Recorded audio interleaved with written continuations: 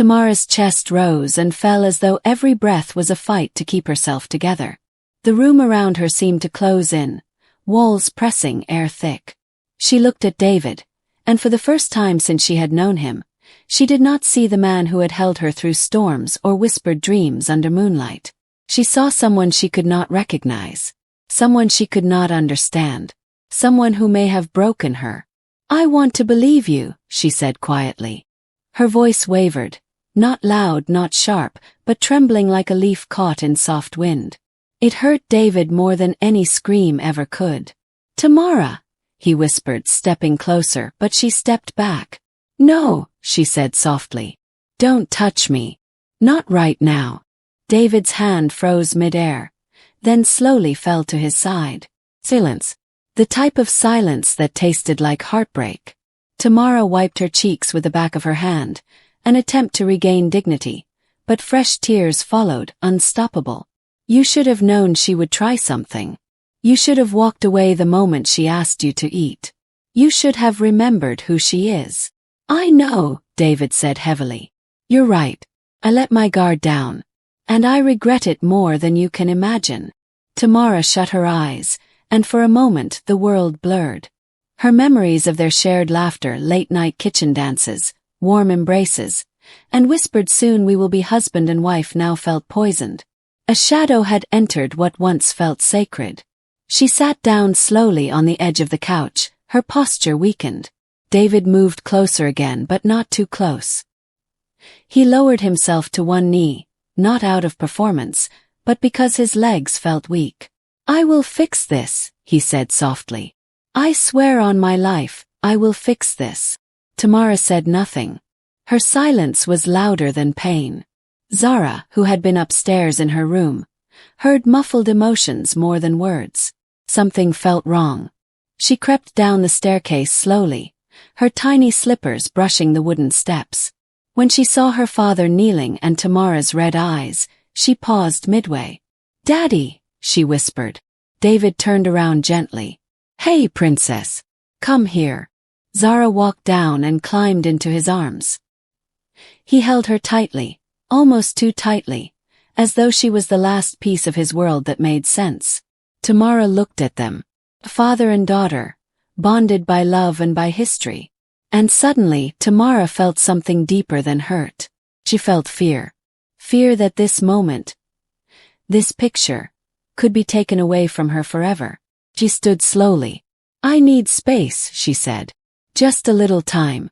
Let me think." David nodded. "I'll give you all the time you need." She walked toward the stairs. Halfway up she paused, looked back and whispered, "But David, if there's more, if there's even a single detail you're hiding, then there will be nothing left to fix." David's heart cracked. "I understand," he whispered. Zara looked up at him, confused. "Daddy, is Auntie Tamara upset?" He kissed her forehead. "Yes, princess. But we'll make it better." "Okay." Zara wrapped her small arms around his neck. "Okay. But making it better would not be easy. Not now. Not after what Amaka had set in motion." Meanwhile, Amaka sat on her small bed in her dimly lit apartment, staring at her phone. She was not smiling. She was not satisfied. She was not relieved. She was empty. The picture she had taken, the one she had sent, had exploded like a grenade, but the smoke did not bring her peace. Instead, she felt a pulling sensation inside her chest. Something dark. Something consuming. "This is only the beginning," she whispered. Her phone buzzed. A message from an unknown number. "Unknown, you started a fire you cannot control." Amaka's breath caught. She stared at the message, her pulse quickening. For a moment, she wondered if David had someone watching her, or if Tamara knew someone dangerous, or if fate was simply warning her. Her fingers trembled as she typed. "Amaka, who is this?" No reply. She swallowed hard. She stood up and walked to the mirror. Her reflection stared back. Beautiful, yes. Elegant, yes. But hollow. A woman who once believed she was irreplaceable. A woman who once mocked a struggling husband. A woman who now had nothing to call her own but bitterness. But one thing remained sharp inside her, a conviction that would soon swallow her whole. I will not lose. Back at the mansion, David sat in the living room long after Tamara had gone upstairs. His hands covered his face. His mind raced. He knew Amaka. He knew the depths of her manipulative ways. He knew she was not done. And he feared what more she could do. He pulled out his phone and dialed. The call connected. Yes, sir, a deep voice answered. I need surveillance on a woman, David said. Effective immediately. No mistakes. No loose ends. Her name is Amaka Thompson. I'll send you her address. You are to follow her everywhere she goes. I need to know every call she makes, every person she meets, every move she takes. Yes, sir. Understood. David ended the call. This was no longer about heartbreak. This was war. And David had learned long ago that war was only won when you knew your enemy's next move before they made it. Upstairs, Tamara sat at the edge of the bed, staring at the engagement ring on her finger. The diamond glittered softly in the dim room, mocking her with promises it failed to keep. She lifted her hand to remove it, but her fingers froze. Her heart whispered, not yet. Downstairs, David whispered to himself, I will not lose you. 2 days later, the mansion was quieter than usual. Tamara had not spoken much. Zara tried to make everyone smile, drawing pictures, telling jokes, dancing around like a butterfly, but tension hung in the air like thick smoke. David tried to be patient. He gave Tamara space. He cooked dinner, cleaned dishes, took Zara to school, handled work, but Tamara's distance cut him every second. By the third night, he couldn't take it anymore. He walked to her room. Knocked softly. Come in, she said. He entered. She was sitting on the floor, legs folded, surrounded by wedding invitation samples spread across the carpet. Some printed with their names. Some still blank. David's chest tightened. She looked up. I've been thinking, she said softly. David felt his heart stop. I love you, she continued, voice shaking. But love isn't always enough. Trust has to stand beside it. It will, David said. I'll prove it. She nodded. You will. If you want this to survive, then you must take action. Strong action.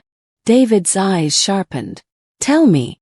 Amaka must face consequences for what she did. David knew she was right. But hearing it felt like pouring acid down his throat. Not because Amaka deserved protection, but because of what he knew Tamara was asking. Destroy what she tried to destroy, Tamara whispered. Their wedding. Their future. Their peace. David nodded. I will. Tamara's lips trembled and she whispered. Then, I will stay. David's heart broke open. He knelt, took her hand, held it to his forehead. Thank you. Tamara closed her eyes as tears fell, not from pain this time, but from fragile hope. Zara watched from the doorway silently, her young eyes wiser than anyone realized. The next morning, David's investigators were already working, and within hours they found something. Something Amaka never expected. Something that would shift the balance of power in ways she could not predict. David held the file in his hands. His eyes widened. His jaw tightened. His breath slowed. So, he whispered, that's her weakness. And just like that, the battlefield changed. Because revenge was never a straight line. It always came back. Sometimes slow. Sometimes brutal. But always inevitable. The city of Lagos carried its usual rhythm. Horns, bustling traffic, voices rising and falling like waves. Yet beneath the ordinary flow, something darker pulsed. Secrets were shifting, loyalties were cracking, and love was slowly sharpening into something cold and dangerous. David sat alone in his study early that morning, the first light of dawn slanting gently through the tall windows. The file lay open on his desk, pages covered in photographs, documents, account records, and confidential background reports. The investigation team had been thorough, professional, precise, and what they had uncovered changed everything. Amaka had always seemed unpredictable, emotional, compulsively dramatic, But behind her desperation lay something far more calculated. She had debts, large ones, not the kind owed to banks. The kind owed to people who didn't ask twice. The kind who didn't forgive. David exhaled slowly, rubbing his forehead. "So that's what you've been hiding," he whispered. But this was not just about financial recklessness. It was about connection and control. Fotis Enterprises, a foreign-backed investment ring known in Lagos elite circles not for business, but for laundering and black leverage. The type of network that made people disappear when they became liabilities. Amaka had entangled herself with them 3 years ago. She had taken money, influence, travel experiences, the illusion of power. But debts demanded payment. David closed the file. This was bigger than jealousy. This was survival. She hadn't tried to destroy his life simply out of resentment. She needed him. And she needed him desperately. He leaned back in his chair, thinking. If he wanted to dismantle Amaka's attack and protect his family, he couldn't just fight emotionally. He had to fight strategically. And the only way to win a game like this was to play it better. A soft knock sounded at the door. "Come in," David said quietly. The door opened slowly. Zara peeked in, her hair a fluffy cloud around her face, dressed in a small strawberry print pajama set. "Daddy," she whispered. David's expression softened instantly. "Yes, princess. Come here." She walked into his arms, climbing onto his lap. "You didn't sleep," she said, looking up at him with concern in her eyes. He kissed her forehead. "I'm okay. Just thinking." Zara leaned her head against his chest, listening to his heartbeat, the rhythm that had guided her since childhood. After a moment she whispered, "Are you and Auntie Tamara okay?" David closed his eyes. Children always know. He held Zara a little tighter. "We will be," he said softly. "I'm doing everything I can." Zara nodded as though she understood the weight of his promise. "Daddy." "Yes." "Will there still be a wedding?" David didn't answer immediately. He swallowed. "Yes," he said at last. "There will be." Zara smiled, relieved. "I want Auntie Tamara to stay. She makes you happy. And she makes me smile. I don't want her to go away." David's heart tightened. "I don't want her to go either." Zara slid down from his lap and hugged him from the side. "Then don't let her." He nodded slowly. Children always know. Tamara, however, sat on the terrace balcony of the mansion, staring into the gardens below. The morning air was fresh, flowers swaying gently, sunlight softening the world with warmth, but her heart was colder than the marble beneath her feet. She had barely slept. What do you do when trust feels like sand slipping through your fingers? She heard footsteps behind her. David.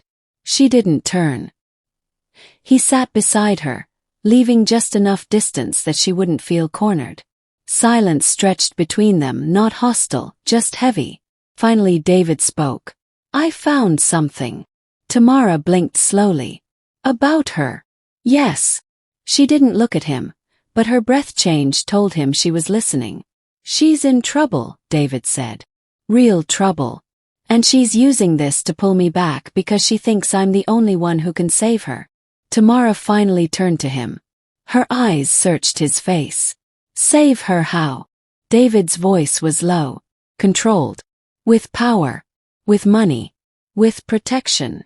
Tamara felt something break in her chest. "And are you going to?" she asked softly. David met her eyes. "No." Her breath trembled. He continued, "But I need to handle this carefully. If we push her too hard, she could drag this into the public eye. Or worse, involve dangerous people." Tamara pressed her fingers against her forehead. "So we're trapped." David shook his head. "No. But we have to be smarter than her." Tamara exhaled slowly. The pain in her chest eased just a little. "I need you with me in this," David said. "Not against me." Tamara looked out toward the garden again, her voice quiet. "I want to believe you," she said. "But I need time." David nodded. "I'll earn that belief," he whispered. It was not enough. But it was something. And sometimes something was the only place love could restart. Amaka. Amaka paced the length of her living room, phone pressed to her ear. You were supposed to deliver results, a cold voice said on the other end. I told you I'm handling it, she snapped, her voice raw from nights of sleeplessness. Your time is running out, Amaka. Her breath caught. She could feel the invisible chains tightening. I just need a little more time, she whispered. Silence. Then make him come back, the voice said flatly. Or you'll repay what you owe in a different way. The line went dead. Amaka's knees buckled. She sat on the floor, hunched over, gripping her hair. Her chest shook, but no tears came. She had cried them all already. Now she only had fire left. She grabbed her bag and keys. She knew where to go. No more subtle threats. No more emotional manipulation. She was going to knock directly on the door of David's new life. And she was not going alone. She dialed a number. Meet me. A voice replied. Where? Amaka's lips curved. At the mansion. The mansion's front gate. The security team tightened formation the moment the black sedan approached. The driver stepped out first. Tall, muscular, expression unreadable. Then Amaka emerged. Her dress was immaculate. Makeup sharp. Body held with confidence. But her eyes told the truth. Desperation. She walked toward the gate. The head guard stepped forward.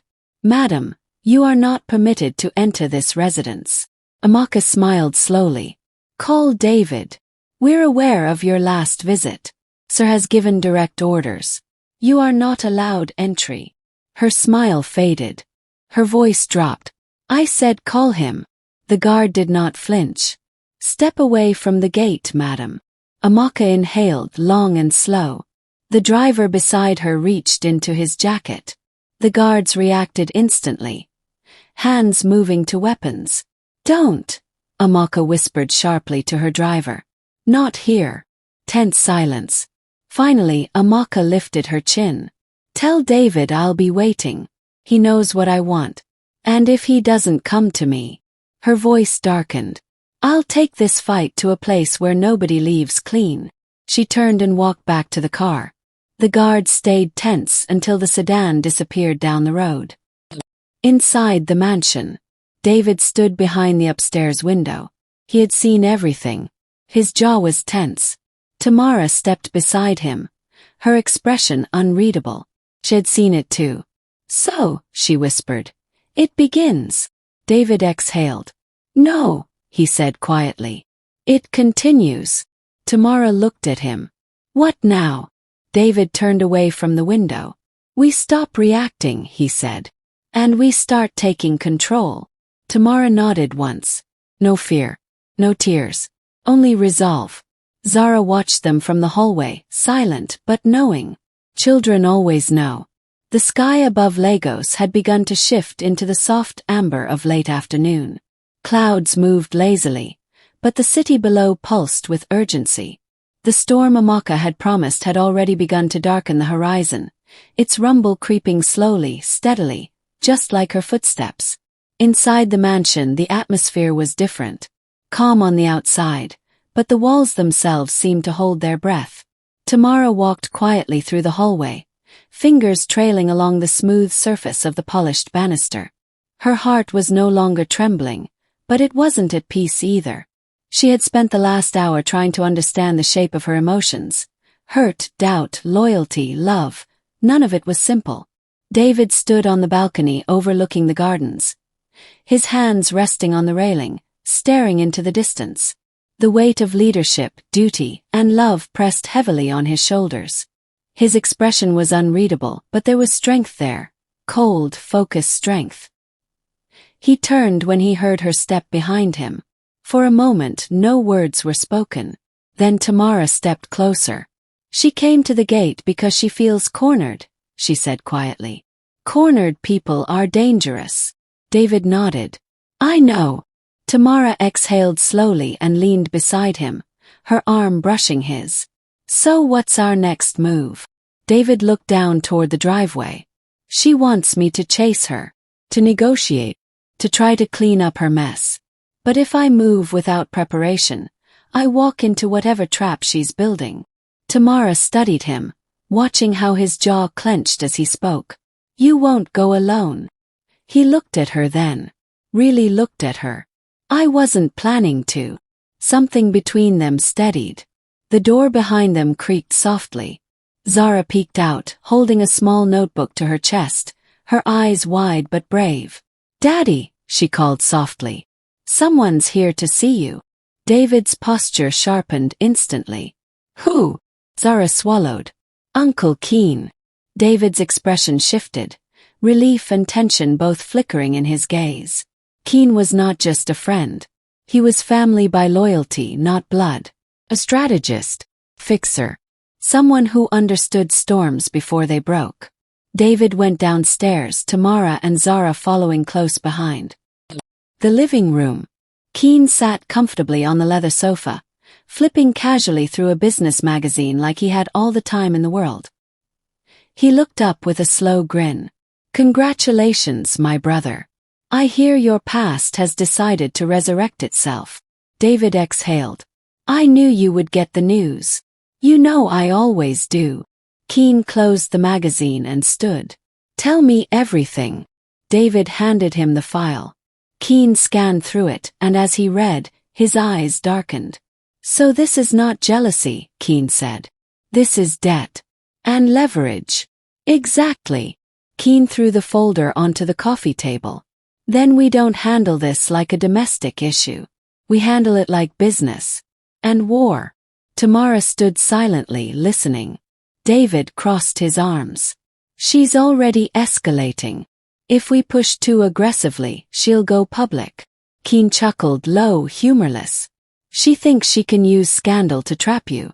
But scandal is only useful when one side has something to lose. David raised an eyebrow. And you believe I don't? You have reputation, Keen said. But she has instability. And desperation is loud. Loud is sloppy. Tamara nodded slowly, understanding the angle. So we don't silence her.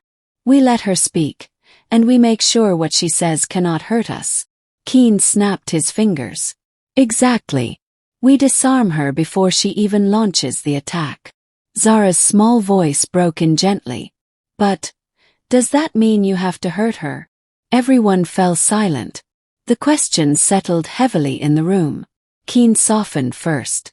He bent down to her level. No, little queen. But we must stop her from hurting the people we love. Zara nodded, though her eyes were sad. David placed a hand on her head. Go to your room for now.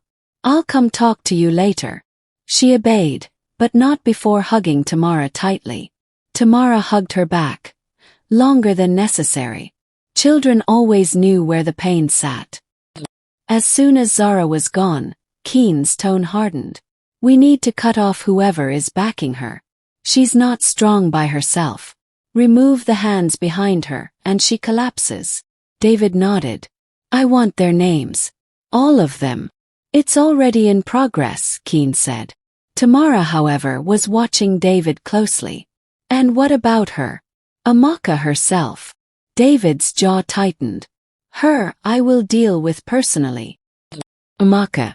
Meanwhile, Amaka sat at a private lounge in Victoria Island, glass of red wine untouched before her. She stared at the door, waiting. The man she expected walked in. Sharp suit, colder eyes. You called, he said, sitting across from her. I need more time, she said. Time is running out, he replied. Amaka swallowed. Then I need to move faster. He leaned forward. So what will you do? Amaka's smile was thin and bitter. Something unforgivable. Back at the mansion, nightfall. Tamara stood at the balcony again, watching lights flicker across the city. The world continued as if nothing had changed, but her heart knew everything had. David came up behind her quietly. For the first time in days, she didn't pull away. He wrapped his arm around her gently. She leaned into him, not because everything was fixed, but because battles were not won alone. Whatever comes, David murmured, we face it together. Tamara closed her eyes and breathed him in. Yes, she whispered. Together. The storm gathered in the distance. Love did not tremble anymore. Love was steel. Night settled over Lagos with a heavy hush, the kind that carried secrets in its shadows. The mansion stood under a sky full of distant stars, its lights warm and calm, but the calm was only a surface illusion. Inside, the war had already begun. David stood in his private office, the city skyline stretching behind him. His posture was straight, his expression sharp, but inside his chest was a storm of controlled fire. He knew Amaka. He knew the way her mind worked. She didn't threaten directly unless she already had something prepared. And today at the gate, she had spoken confidently, which meant she believed the next move was hers. Keen's voice broke into his thoughts. I traced the man with her at the gate. He's not hired muscle. He's a liaison. David's jaw tightened. Which organization? Fotis, Keen said simply. The room went very quiet. Fotis Enterprises. A private financial ring dressed as international business investors but infamous in elite circles for laundering, coercion, and blackmail. They were the type that destroyed families to collect a debt. The type that used silence and fear as currency. David exhaled slowly. So she brought wolves to my door. He nodded once. She's desperate enough to let them stand behind her. David turned away from the window, face carved from stone. Then we don't give her the luxury of desperation. We move first. Keen smiled, slow, approving. Say the word. Not yet, David replied. I'm not going to escalate. Not until I know exactly what she intends to use. Keen's brows lifted. She won't come quietly. No, David said. But she will make a mistake. And when she does, we'll be waiting. Tamara. Across the hallway, Tamara sat on the floor beside Zara's bed, smoothing the little girl's hair as she slept. The faint glow of the bedside lamp warmed the room with a softness that did not exist anywhere else in the house tonight. Zara's small hand was curled gently around Tamara's wrist. Even in sleep she held on. Tamara swallowed. She had not known she could love a child that was not hers so fiercely. She had not known love could be this kind of anchor, terrifying and steady at the same time. She stood quietly and walked to the window, pulling the curtain aside. The night stretched out endlessly. In her chest, a question echoed. How do you fight a ghost from someone else's past without losing the softness that made them love you? Her phone vibrated softly. A message from an unknown number lit up. We should meet. Woman to woman. You owe me that. Amaka. Tamara's breath stilled. And below the message, another. If you do not come, I will come to you. And I don't think the girl will like that. Tamara's blood ran cold. Zara. Her fingers tightened around the phone. No threats. Not against the child. Tamara walked out of the room without a sound. The office. David and Keen were analyzing surveillance footage when Tamara stepped in. Her face was composed, too composed. David turned when he saw her. Tamara. What? She handed him the phone. The room shifted. David read the message and his eyes went dark, sharp, dangerous. She thinks she can scare you, he said, voice low. Tamara shook her head. No. She thinks she can scare us. Keen whistled under his breath. She wants to meet privately. Which means she feels herself losing ground already. David looked at Tamara. You are not going to meet her alone. Tamara met his gaze. Steady. Certain. I know. The tension in his shoulders eased, but only slightly. Keen leaned against the desk. Amaka wants emotional leverage.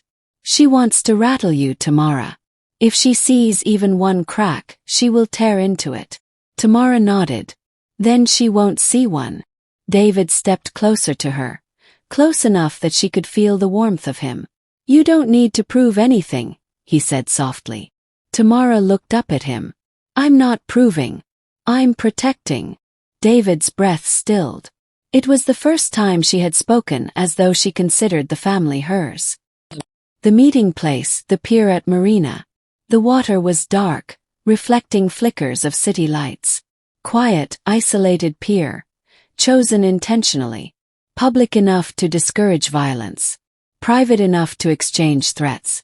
Tamara stepped forward in a long black coat. David walked beside her. Behind them, unseen but not far, security watched. Amaka was already there. Her dress was white. Too white. The kind of white someone wore to pretend they were pure. She turned, smiling, not with warmth, but with triumph waiting to bloom. "So," Amaka said softly. "You came." Tamara said nothing. David stood still, gaze unreadable. Amaka's eyes moved to their hands, close but not touching. "So the fairy tale is still intact," she said. "Sweet." Tamara spoke first. Her voice was calm. "Level. What do you want?"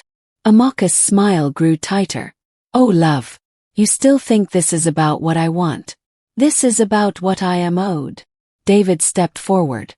"No one owes you anything. Not anymore." Amaka's expression cracked for a flicker of a second. Hurt, betrayal, disbelief. But she blinked and it was gone, replaced by steel. "Then maybe," she whispered, "it's time I show the world what you owe." Slowly, she pulled a phone from her purse. On its screen, photos, documents, recorded messages, selectively misleading, twisted, edited, a collection of weapons designed to destroy reputations. Tamara's heart punched once hard. David didn't even blink. "You collected every scrap you could find," David said. "But the truth has one advantage." Amaka's smile faltered.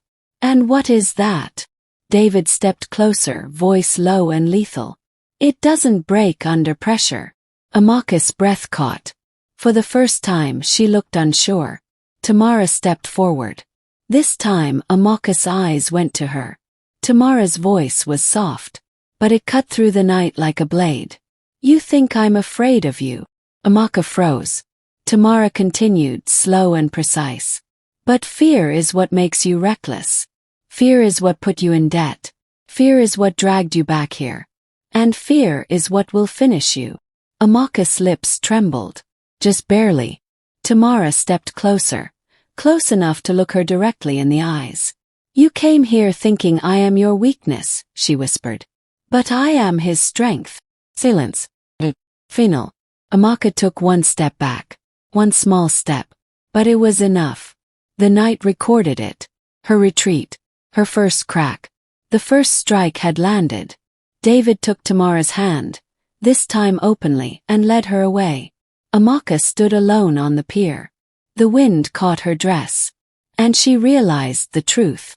She was no longer fighting for love. She was fighting for survival. And she was losing. Morning came with a deceptive gentleness. Birds chirped in the garden. Sunlight warmed the windows. The mansion glowed like a sanctuary untouched by conflict. But inside everyone knew. War had begun. Tamara woke early. Her body still carrying the echo of last night's confrontation at the pier. She moved quietly, careful not to wake Zara, who slept curled like a small cat in her bed. The moment Tamara stepped into the hallway, she felt it. The atmosphere had changed. Not tense. Not fearful. Focused. The staff moved quieter today. Eyes alert. Doors closed softly. The house itself behaved as though it understood that something fragile was being defended. Tamara walked toward the kitchen, where she found David already seated, shirt sleeves rolled, coffee untouched. Keen sat across from him, laptop open, expression sharp and thoughtful. Neither man spoke at first when she entered, but their eyes acknowledged her. She took a seat beside David. He didn't need to touch her to reassure her, but he did. A simple hand resting on her forearm, grounding her. Keen cleared his throat, tapping the laptop screen. "I did some digging last night. Fotis didn't just loan Amaka money. They used her. They positioned her in certain social spaces, pulled strings through her influence. She became a connector for them. A bridge." David nodded slowly. "And when the bridge cracked, they decided she was disposable." "Exactly," Keen said. She's not just desperate. She's terrified. Tamara listened carefully. Which means the worst version of her is still coming. Keen gave a grim smile. You're not wrong. David leaned back in his chair. So we make sure that when she finally breaks, the only person she can harm is herself. Keen's eyes glinted. I already have someone tracking her communications, her movements, everything. Tamara's breath stilled. And what are we expecting her to do? David didn't hesitate. She'll go for the child. Tamara's heart stung. Zara. Keen nodded once. Amaka has enough emotional history to know where the most damage lies. She won't touch Zara physically, but she might attempt something psychological. Public exposure. Manipulation. A mother figure claim. Something to make headlines.